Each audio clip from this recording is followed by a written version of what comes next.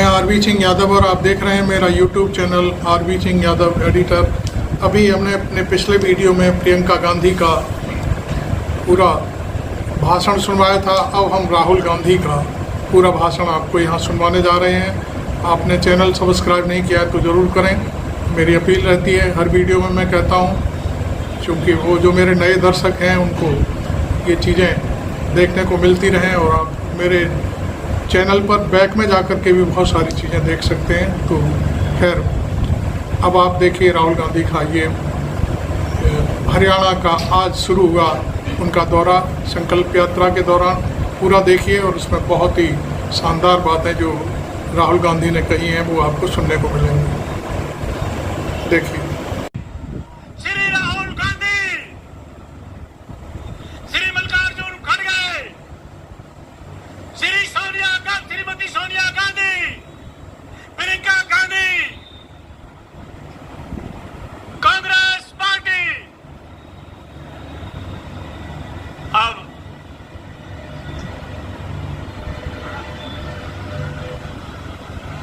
Congress party Shri Rahul Gandhi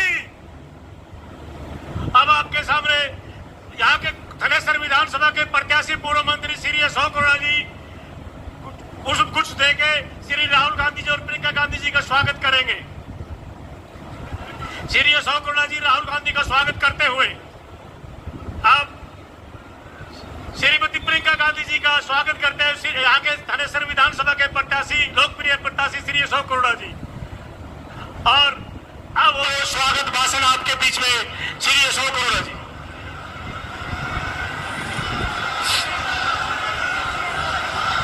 बहुत ही सम्मान के लोग हमारे लोकसभा में नेता प्रतिपक्ष, गरीब की, किसान की, मजदूर की, व्यापारी की, कर्मचारी की, सबकी आवाज देश की पार्लियामेंट में बुलंदी से उठाने वाले हमारे सबके नेता आदरणीय श्री राहुल गांधी जी, हमारी राष्ट्रीय महासचिव, और जहां जहां भी महिलाओं के ऊपर अत्याचार हुआ, चाहे वो हमारे देश की खिलाड़ी हो, चाहे और कहीं भी महिला उत्पीड़न हुआ, सबसे पहले चट्टान की तरह खड़ी रही हमारी बहन श्रीमती प्रियंका गांधी जी। हरियाणा प्रदेश कांग्रेस कमेटी पार्टी के अध्यक्ष माननीय चौधरी उदयभान जी, हमारे नेता प्रतिपक्ष चौधरी भूपेंद्र सिंह हुड्डा जी, हमारी सिरसा से सांसद पार्टी की वरिष्ठ नेता बहन कुमारी शैलजा जी, लाडवा विधानसभा से प्रत्याशी मेवा सिंह जी, माफी चाहूंगा हमारे राष्ट्रीय संगठन सचिव बहुत ही सम्मान के योग आदरणीय श्री वेणुगोपाल जी, भाई मनदीप चड्डा जी, कर्नल मोहित चौधरी जी। आज हमारे नेता राहुल गांधी जी का, श्रीमती प्रियंका गांधी जी का भगवान कृष्ण की कर्मभूमि, गीता की जन्मभूमि कुरुक्षेत्र की धरती पे पहुंचने पर दिल की गहराई से स्वागत करता हूं, अभिनंदन करता हूं, और उन्हें विश्वास दिलाते हैं कि आज हरियाणा प्रदेश के अंदर लोग बदलाव चाह रहे हैं। हरियाणा प्रदेश का जन जन आज एक ही बात कह रहा है कि बीजेपी जा रही है और हरियाणा प्रदेश में कांग्रेस की सरकार आ रही है। ये राहुल गांधी जी, जब से आपने पदयात्रा शुरू की तब से जो माहौल बना, लोकसभा के चुनाव में भी उसका नतीजा देखा, और अब हरियाणा के अंदर विधानसभा चुनाव में निश्चित रूप से आपकी जो पदयात्रा, आपका संघर्ष पार्लियामेंट में भी और सड़क के ऊपर भी आपने जो संघर्ष किया, आज वो संघर्ष रंग लाएगा और हरियाणा प्रदेश में आपकी सरकार बनेगी। इसके साथ साथ मैं स्वागत करता हूं हुड्डा साहब का, प्रधान जी का, बहन शैलजा जी का, वेणुगोपाल जी का, जो आज हमें अपना सहयोग व आशीर्वाद देने आए, और यहाँ पर उपस्थित सभी हमारी जो बहनें, भाई, बुजुर्ग अपना आशीर्वाद देने अपने भाई को आए, आपका भी स्वागत भी करता हूँ और धन्यवाद करता हूँ। इसी के साथ मैं अनुरोध करता हूँ हमारी वरिष्ठ नेता बहन कुमारी शैलजा जी से कि वो भी आए और अपना आशीर्वाद और सहयोग दें और इस जनता को संबोधित करें। बहन शैलजा।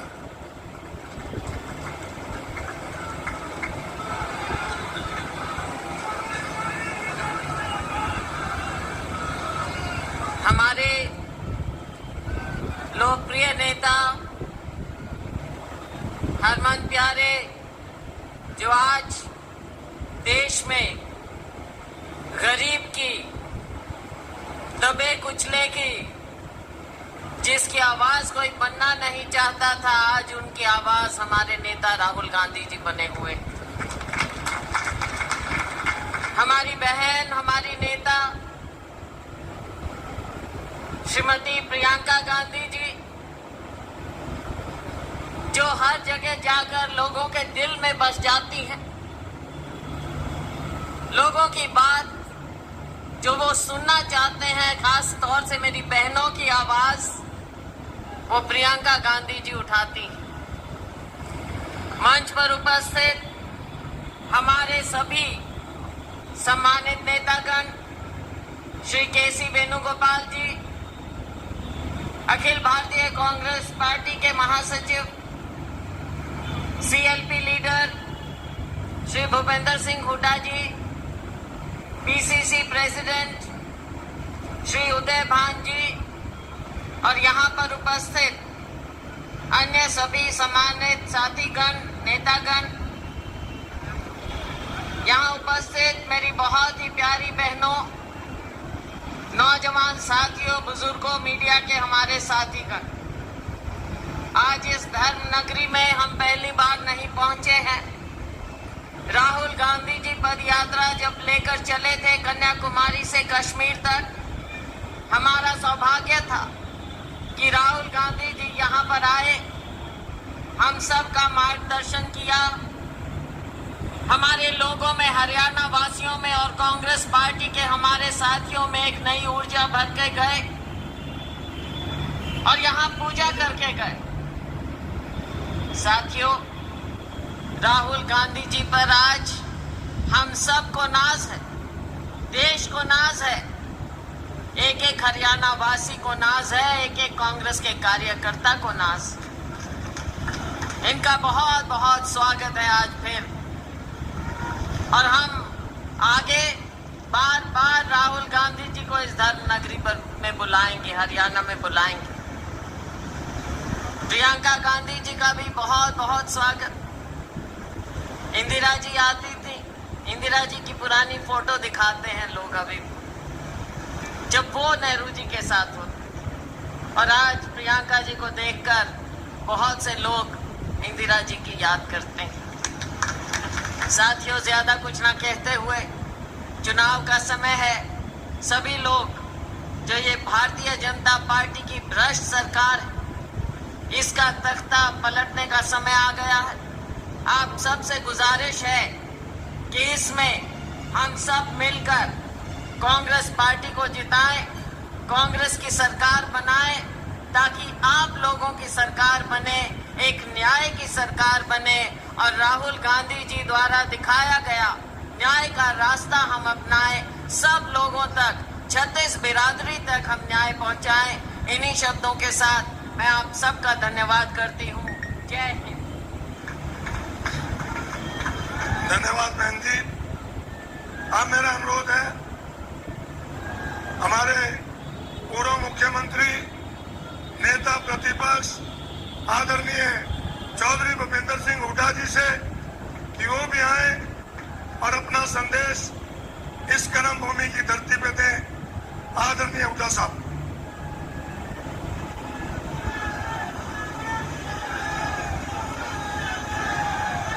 हमारे सबके देश के नेता, मजबूत नेता श्री राहुल गांधी जी और अखिल भारतीय कांग्रेस पार्टी की महामंत्री श्रीमती प्रियंका गांधी जी और हरियाणा प्रदेश कांग्रेस कमेटी के अध्यक्ष उदय भान जी, बहन शैलजा जी, और यहाँ से हमारे कांग्रेस पार्टी के उम्मीदवार अशोक अरोड़ा जी और साथ पेवा से उम्मीदवार मनदीप चट्टा जी, लाडवा से हमारे उम्मीदवार मेवा सिंह जी तथा सम्मानित मंच उपस्थित मेरे बुजुर्गों, नौजवान साथियों व मातृशक्ति।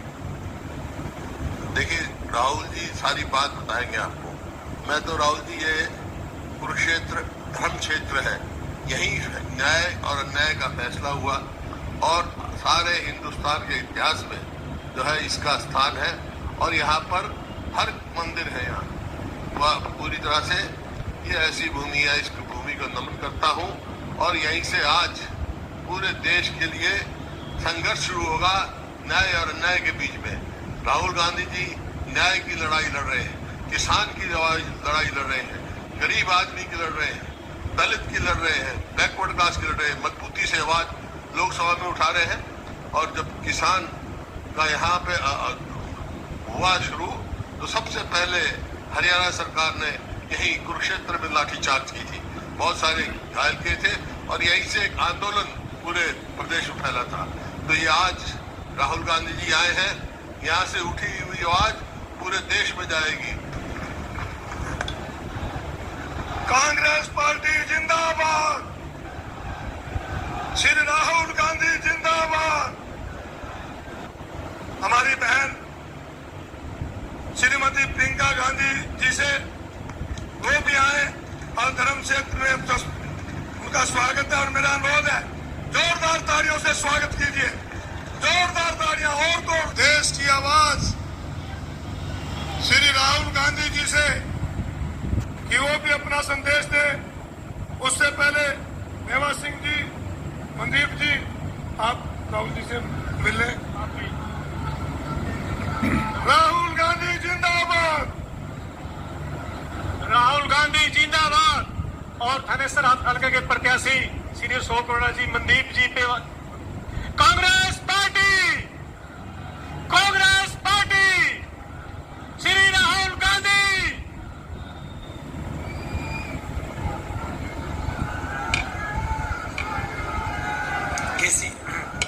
केसी वेणुगोपाल जी,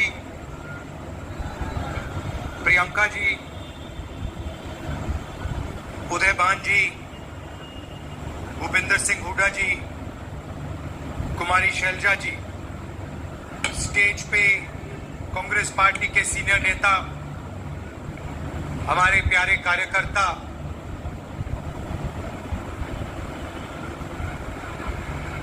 भाइयों और बहनों, प्रेस के हमारे मित्रों, आप सबका यहाँ बहुत बहुत स्वागत, नमस्कार।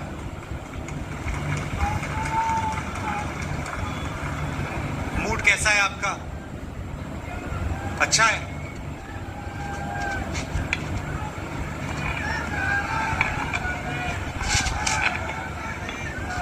कुछ दिन पहले मैंने पार्लियामेंट में भाषण दिया।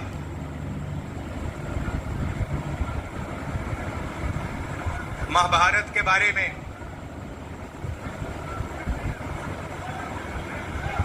कुरुक्षेत्र के बारे में, और वहां मैंने कहा कि महाभारत के युद्ध में कौरवों ने अभिमन्यु को चक्रव्यूह में घेर के मारा था।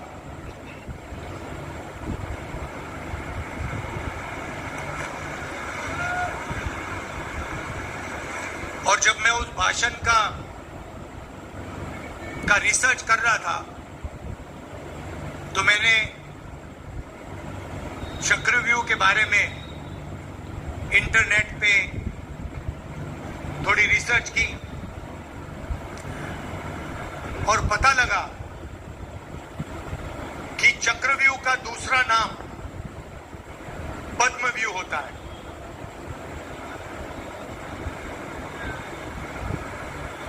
और यह भी पता लगा कि चक्रव्यूह में महाभारत में हजारों सैनिक थे, मगर चक्रव्यूह को 6 लोग चलाते हैं। शेप उसकी कमल जैसी होती है, जो हमारे बीजेपी का जो जैसे ये कांग्रेस का है अभय मुद्रा, ये देखो, डरो मत, ये आपको हर धर्म में दिखाई देगा। यह हमारे सामने गुरुद्वारा है, गुरु नानक जी की फोटो देखेंगे। आज इंटरनेट पे जाना, गूगल सर्च करना, गुरु नानक जी की फोटो देखोगे तो आपको वो ऐसे अभय मुद्रा आपको दिखाई देगा। शिव जी की फोटो, बुद्ध भगवान की फोटो, महावीर, सबकी फोटो में आपको ये अभय मुद्रा, डरो मत, घबराना नहीं है, ये आपको दिखाई देगा। तो ये पद्म व्यू जो कमल का चिन्ह है, इसी शेप में महाभारत में चक्रव्यूह बनाया गया और इससे अभिमन्यु को मारा गया, उसकी हत्या की गई। 6 लोग थे और मैं सोच रहा था अजीब सी बात है, उस टाइम भी चक्रव्यूह लगा, वो भी कमल के शेप में था, उसका चिन्ह भी कमल था, और आज भी हिंदुस्तान में चक्रव्यूह लगा हुआ है, उसको भी 6 लोग चलाते हैं, उसका भी चिन्ह कमल का निशान है। और जैसे मैंने ये बोला, बीजेपी के लोगों को पता लगा भाई सच बोल गया, सब खड़े हो गए। कैसे बोला? मोदी जी 3-4 बार खड़े हुए, मगर ये सच्चाई है। कुछ दिन पहले मैं अमेरिका गया, वहां पे हरियाणा के युवाओं से मिला। 20-25 युवा छोटे से कमरे में रहते हैं, यहां से भाग के गए। 35 लाख रुपए से 50 लाख रुपए लगे। किसी ने जमीन बेची, किसी ने कर्जा लिया 2% महीने का साहूकार से। बैंक से पैसा नहीं लिया, बैंक नहीं दे सकता उसको पैसा, बैंक तो अदानी को देता है।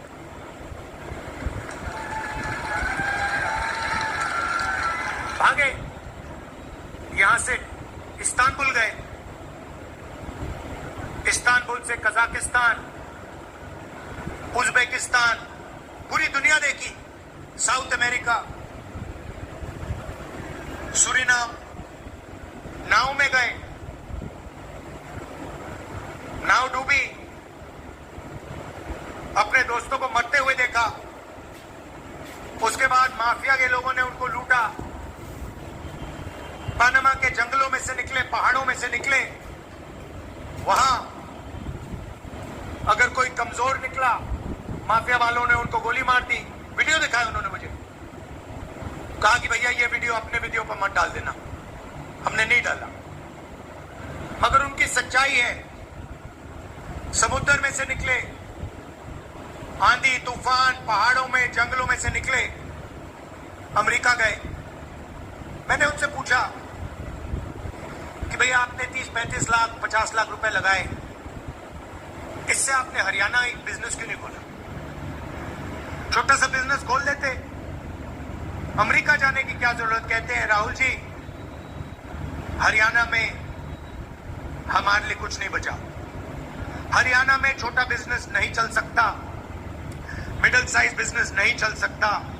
हरियाणा में अगर युवा रोजगार चाहे, नहीं पा सकता है।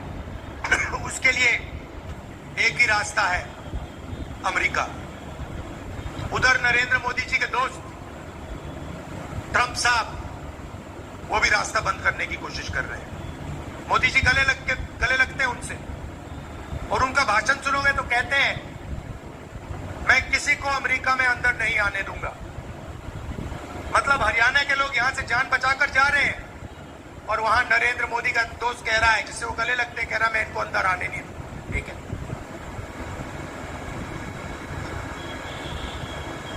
खेती का रास्ता बंद कर दिया, स्मॉल मीडियम बिजनेस का रास्ता बंद कर दिया। पहले पब्लिक सेक्टर हुआ करता था, वो बंद कर दिया। सारे के सारे यूनिट्स प्राइवेटाइज कर दिए। कोई अदानी को दिया, कोई अंबानी को दिया।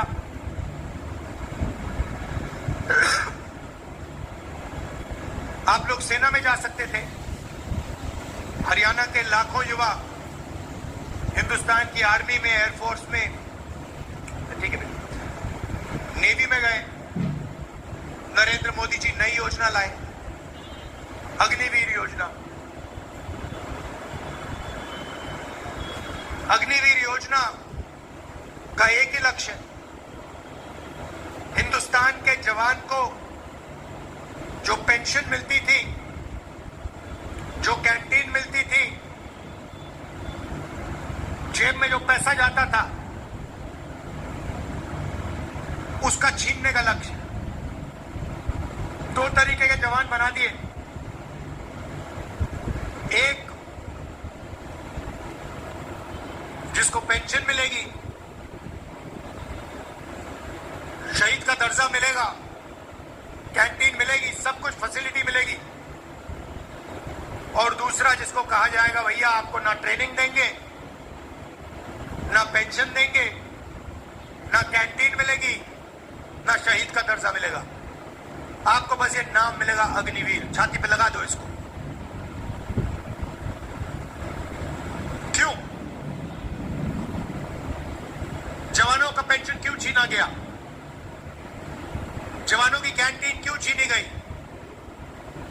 शहीद का दर्जा क्यों नहीं मिलता है? क्योंकि नरेंद्र मोदी सेना को अदानी के हथियार बेचना चाहता है। आप जाइए, इस भाषण के बाद जाइए, गूगल पे जाइए, अदानी डिफेंस गूगल पे सर्च करिए, उधर आपको एक चमकता हुआ वेबसाइट मिलेगा। उसमें आपको ड्रोन दिखाई देंगे, राइफल, AK-47 और अलग अलग तरीके की राइफल दिखेंगी, इजरायली हथियार दिखेंगे, इजरायली ड्रोन दिखाई देगा, इजरायली राइफल दिखेगी, इजरायली कारतूस दिखेंगे। अदानी नहीं बनाता उनको, अदानी कुछ नहीं बनाता है, इजराइल की कंपनी बनाती है। अदानी उसको थोड़ा अपनी फैक्ट्री में जोड़ने का काम करता है। टेक्नोलॉजी इजराइल की, हथियार इजराइल का, ड्रोन इजराइल का, लेबल ऊपर अदानी का। पैसा जाता है अदानी जी को, सरकार का डिफेंस का बजट का हजारों करोड़ रुपए जाता है, उसमें से उनके जो मित्र हैं, जो प्रधानमंत्री जी हैं, उनकी पार्टी को पूरी सपोर्ट मिलती है। मीडिया में अदानी जी 24 घंटा NDTV पे, बाकी चैनलों पे अंबानी जी नरेंद्र मोदी जी का चेहरा दिखाते रहते हैं। आपने देखा होगा पिछले चुनाव में, चुनाव चल रहा था, हमने जाति जनगणना की बात की, हमने रिजर्वेशन को 50% से ज्यादा बढ़ाने की बात की, हमने किसानों कर्जा माफी की बात की। नरेंद्र मोदी जी देश को बांटने की बात करते हैं। हिंदू कहीं हिंदू मुस्लिम की बात करेंगे, कहीं किसानों को आतंकवादी बुलाएंगे, और युद्ध के बीच में ऐसे भाषण में नरेंद्र मोदी जी कहते हैं, भाइयों और बहनों, मैं बायोलॉजिकल नहीं हूं, मैं बायोलॉजिकल नहीं हूं, बाकी सब लोग बायोलॉजिकल है, नरेंद्र मोदी बायोलॉजिकल नहीं है। मेरा डायरेक्ट ऊपर भगवान से कम्युनिकेशन है, सीधा ऊपर। अब भगवान जी मुझे ऑर्डर देते हैं और मैं लागू कर देता हूं, मुझे पता भी नहीं लगता, ऊपर से ऑर्डर आता है, मुझे तो भगवान ने भेजा है, मैं बस वो जो कहते हैं करता हूं। कुछ साल पहले मैं आसाम में मंदिर में गया, वहां पे पंडित जी से बात हुई, उन्होंने कहा राहुल, तुम जिस चीज में भी भगवान को देखना चाहते हो, जहां भी भगवान को देखना चाहते हो, आप भगवान को देख सकते हो। आपको कहीं जाने की जरूरत नहीं है। दिल के अंदर आपको भगवान मिल जाएंगे, आसमान में आपको भगवान मिल जाएंगे, मंदिर में मिल जाएंगे, धरती में मिल जाएंगे। जहां भी आप भगवान ढूंढना चाहते हो, आपको भगवान मिल जाएंगे। तो मैंने सोचा भाई, ये नरेंद्र मोदी जी के भगवान अजीब से हैं। ये 24 घंटा नरेंद्र मोदी जी से अरबपतियों की मदद करवाने में मदद करवाते हैं।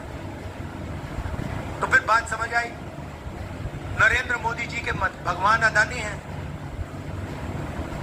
सीधी सी बात है, जो अदानी जी उनको कहते हैं वो नरेंद्र मोदी करते हैं। अदानी कहते हैं भैया मुझे बंबई का एयरपोर्ट चाहिए, एक फोन लगता है, नरेंद्र मोदी जी कहते हैं हाँ जी भैया, सीबीआई भेजो, ईडी भेजो, जिसका एयरपोर्ट है उसको परे करो, अदानी को एयरपोर्ट दो। हिमाचल प्रदेश के सेब का बिजनेस चाहिए, कश्मीर का सेब का अखरोट का बिजनेस चाहिए, वो अदानी जी को मिल जाएगा। किसी किसान की जमीन चाहिए, हजारों एकड़ जमीन आप खरीदते हो, अदानी जी जमीन नहीं खरीदता, वो बस कहता है भैया ये मुझे अच्छी लगी है, नरेंद्र मोदी जी वो उसको जमीन पकड़ा देते हैं। हम जमीन अधिग्रहण बिल लाए, पहला काम नरेंद्र मोदी जी ने उस बिल को खत्म करा। पार्लियामेंट में हम लड़ गए, हर स्टेट में उन्होंने जमीन अधिग्रहण बिल को कमजोर किया।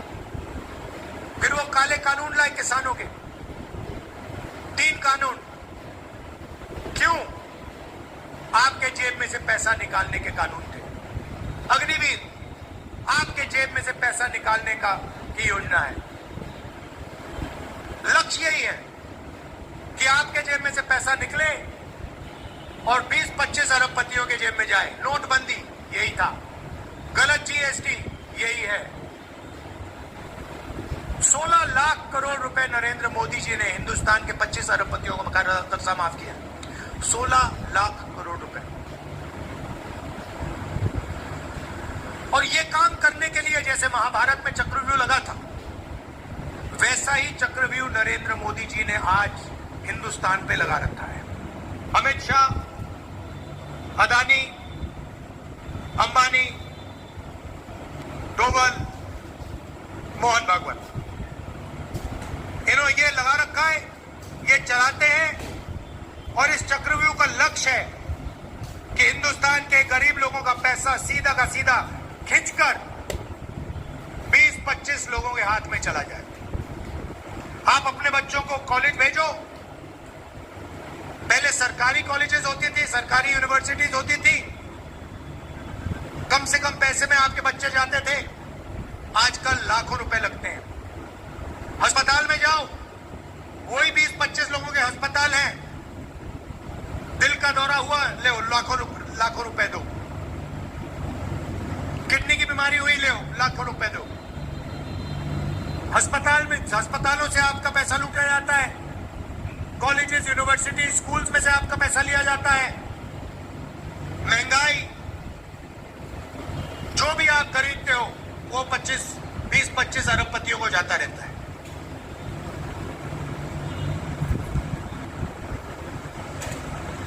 ऐसा हिंदुस्तान बना रखा है।